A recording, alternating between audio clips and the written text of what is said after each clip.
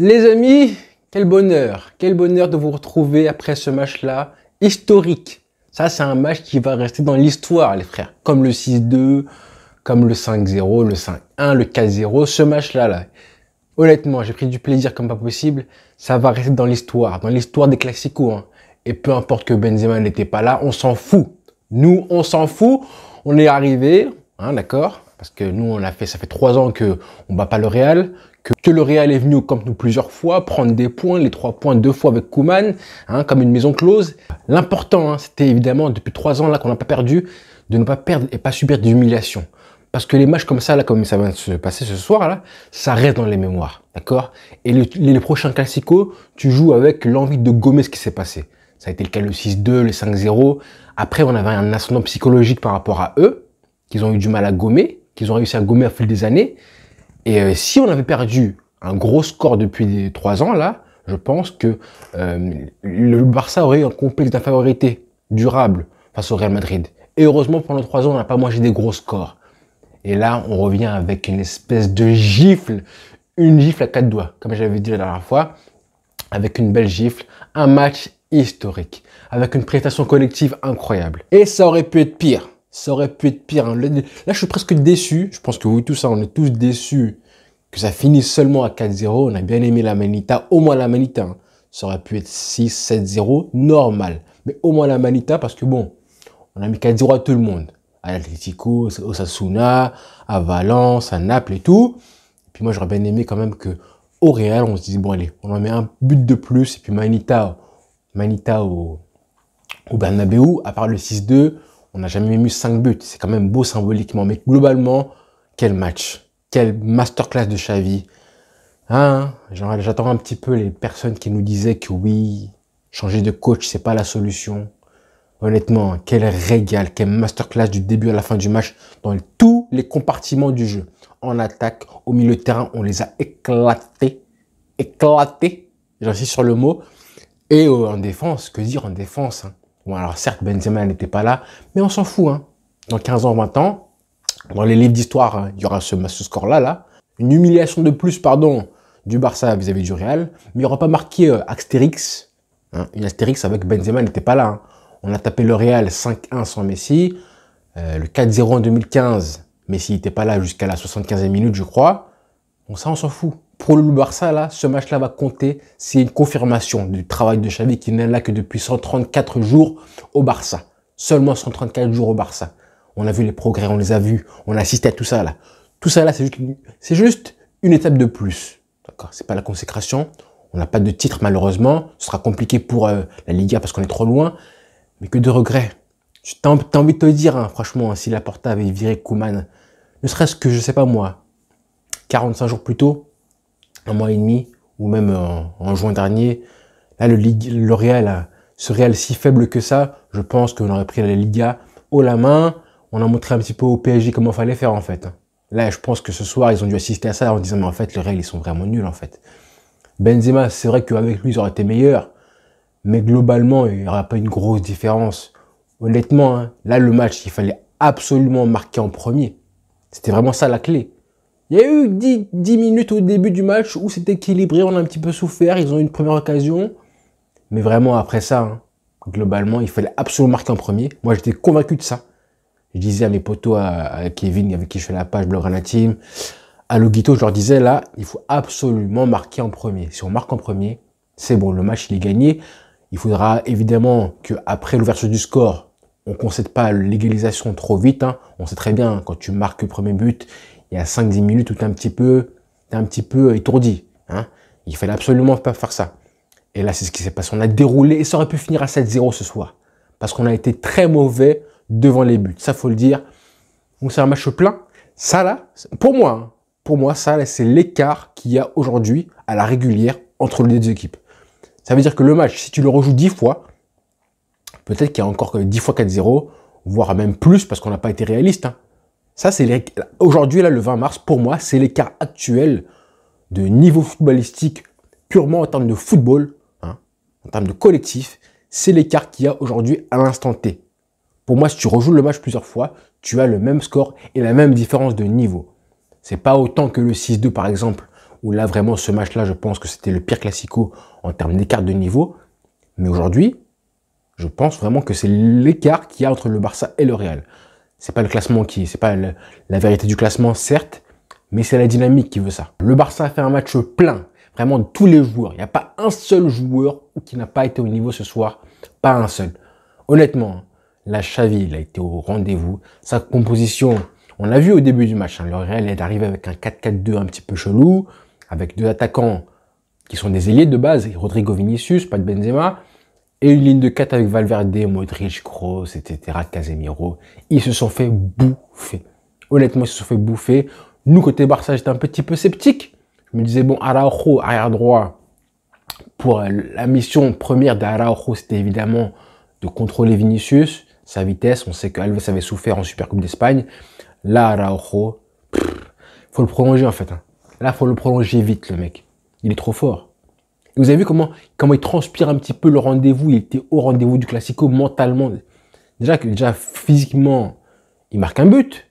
Il a été un Vinicius. À la relance, ça a été un cadeau à Araujo. Un cadeau parce que relancer, comme il le fait tout en puissance, et casser des lignes, c'est hyper important. Alves le fait des fois, mais là, Araujo, ce qu'il a fait, c'était vraiment magnifique. Et dans l'attitude, on veut un mec comme ça en défense. Le Barça, s'il vous plaît, prolongez-le. En plus, c'est symbolique que ce soit lui qui marque au Bernabéu. Ça m'a rappelé Puyol, moi. But de la tête comme ça en plus. Ça m'a rappelé Puyol. Je me suis dit, mais ce mec-là, il va être capitaine dans 5-10 ans. Il sera capitaine au Barça, ce mec-là. Prolongez-le. Il est tellement fort. Tellement fort. Mais je parle de lui. Tout le monde a été au rendez-vous. Les cadres ont été au rendez-vous. Jordi Alba fait tellement un beau match. Merci Alba. Là, on a vu un collectif qui était parfaitement, et c'est pas encore fini, parfaitement huilé. Franchement, Jordi Alba et Ferran Torres ont été régalés. Pedri à gauche, Ferran Torres, Jordi Alba, on voit maintenant les automatismes. Personne ne peut dire qu'il ne voit pas le football du Barça, comment il est cohérent ce soir. Personne ne peut dire que tu ne vois pas les chemins de passe, les automatismes, les lignes trouvées, le jeu en triangle. Personne ne peut le dire ça. Il n'y a personne qui peut me dire qu'il ne voit pas ça. C'est impossible, à part si tu ne connais pas le football. Tu vois qu'à la relance, il se passe quelque chose. Tu vois que ça joue en triangle. À la relance, même quand on est sous pressing, on sort le ballon. Tu le vois, ça. La charnière centrale, Piqué, Garcia, je pensais qu'ils allaient se faire boire. Un petit peu en difficulté au niveau vitesse avec les Vinicius et les Rodrigo. Pas une seule fois. Un match de guerrier et Garcia. J'espère que là, au niveau confiance, ça va le rassurer. Parce que lui, on sait qu'il est un petit peu fébrile mentalement. Là, il faut que tu prennes confiance, gamin, que tu es au niveau européen. Là, c'était un match de Coupe d'Europe, celui-là. Vraiment. Et que dire du milieu de terrain, les frères. Busquets, honnêtement, pour moi, là, je pense que là, Busquets, c'est un de tes 5 meilleurs matchs de ta carrière. Peut-être même 3 meilleurs matchs. Sans oublier Wembley 2011 en finale de LDC. Mais là, Busquets, c'est ton match incroyable. Défensivement, même, j'ai vu des tacles, interceptions. Incroyable. Pour moi, c'est le meilleur Blaugrana ce soir. J'ai envie de dire avec Dembélé. Parce que après, c'est dur de quantifier parce que Dembélé met 2 passes D. Mais Busquets, son match là, seigneur. Franchement, j'espère qu'il y aura des vidéos, des compilations pour son poste. Ce qu'il a fait ce soir. Je sais pas les statistiques, les ballons touchés qu'il a ce soir. Je pense qu'il dépasse les 100 ballons touchés. Incroyable Busquets. Pour moi, top 5 de ces matchs. C'était un récital. Je pense, à un moment quand il se fait tacler à la fin du match, je crois que le Bernabéu l'applaudit. Je pense, et j'ai pris ça pour ça, mais en tout cas. Plutôt qu'une faute de Camavinga qui était applaudi par les supporters. Je ne sais pas comment vous l'avez senti vous. Et puis aussi, mais le terrain, Pedri qui fait un récital. Pedri, il a montré la voie au Barça pour moi. C'est le joueur. D'habitude, c'est Gavi qui fait ça. Qui, grâce à son intensité, montre et contamine un petit peu son équipe. Et l'équipe se dit, on va pas laisser Gavi tout seul être dans le duel. Donc nous aussi, on va un petit peu le soutenir. Donc il montre la voie. Là, Pedri, pour moi, ce soir, ça a été le mec qui a fait ça. Dès le début du match. Dès le début du match, c'était le seul qui... Il y a eu 10 minutes où c'était un petit peu compliqué. Le Real était bien dans son match. Et il a éteint tout ça. Il a éteint tout ça, Pedri, à lui tout seul. Il a nettoyé le milieu de terrain. Mais nettoyé, temporisé, accéléré, une touche de balle, etc. Franchement, c'est très fort. Très, très fort. Eric Garcia aussi, je n'oublie pas sa passe qu'il a fait. Sa longue passe au début du match. Parce qu'il y a un mouvement qui est intéressant du Barça. On crée un espèce de possession basse, le Real presse, et là, le jeu s'illumine. Passe longue de Eric Garcia pour Frenkie de Jong dans l'axe. Longue passe dans l'axe. Tu te dis, mais comment ça se fait qu'au marquage, ils sont pas là, les joueurs du Real Madrid, ils sont transpercés en une passe? Bah, c'est parce que le jeu du Barça permet ça. Voilà, ça faut le dire. Ça faut le dire. Magnifique de Jong. De Jong aussi, très bon match. Très très bon match de Jong. Franchement, bon match. Hein. Même s'il prend un carton jaune un petit peu stupide. Gros match de Jong. Et Pedri, quel récital, encore une fois. Ah, Pedri, hein, moi je veux que... faut qu'on fasse une pétition. Parce que le numéro 10, hein, doit te revenir. Ansu Fati, je t'aime bien, mais... Non, non, Pedri, c'est mieux niveau marketing, niveau prestige. Parce que là, on a un ballon d'or en puissance qui peut arriver, lui. Hein. Ah oui. Incroyable. Et en attaque, bah, les hommes du match, Aubameyang et Dembélé. Dembélé qui finit avec 2 passes décisives. Et les différences qu'il a fait. Il avait Nacho face à lui, il s'est amusé. On a eu un Dembélé qui a fait de Nacho sa chose.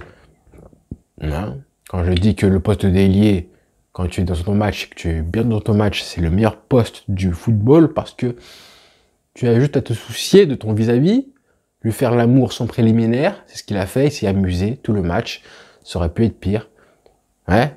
Et voilà, il fait 2 passes décisives pour Aubameyang qui met enfin... Aubameyang bien doublé. Aubameyang qui met un doublé, bah écoutez, toi qui étais fan du Real, hein, de base, toi qui es fan du Real, viens au Barça, tu vas t'amuser comme ça. Premier classico doublé, il aurait pu finir avec un triplé en plus, parce que je pense que le plat du pied qu'il a là au début, enfin, il aurait dû cadrer au moins. Franchement, Aubameyang, quel match. Quel match, la passe décisive qu'il met pour Ferran Torres. Hein. Ça, c'est un attaquant, ça. Je ne sais même pas à quel moment il le regarde, comment il sait qu'il est là, peut-être que Ferran Torres l'appelle. Je sais pas. Mais en tout cas, il fait une passe décisive qui est... Et heureusement que Ferran Torres marque. Parce que ce qu'il fait juste avant Ferran Torres, c'est scandaleux. Face à face, tu as tout le temps de cadrer, au moins cadrer. Moi, je pensais qu'il allait arriver devant Courtois, qu'il allait piquer le ballon, en mode insolent, il y a 3-0, tu peux te permettre ça. Et là, il cadre même pas. Je t'ai insulté Ferran Torres. Heureusement qu'il marque un but 2 minutes plus tard. Et le but est plus compliqué en plus. Son but est plus compliqué que l'action qu'il a arrêtée juste avant. Mais Ferran Torres, ça fait un gros match, faut le dire. Il fait un très bon match. Franchement, bravo à lui aussi. Et puis, il s'installe un petit peu plus au Barça. Mais franchement, tous les jours ont été extraordinaires. Gavi qui rentre et qui fait, encore une fois, le nettoyeur. Le mec qui impose dans les duels. Hey, calmez-vous, je suis là maintenant. Il rentre et tu sens sa présence. Ça fait du bien, ça, d'avoir un mec comme ça. Incroyable. Et là, je suis sûr, hein, j'oublie plein de trucs qui se sont passés. Plein de trucs.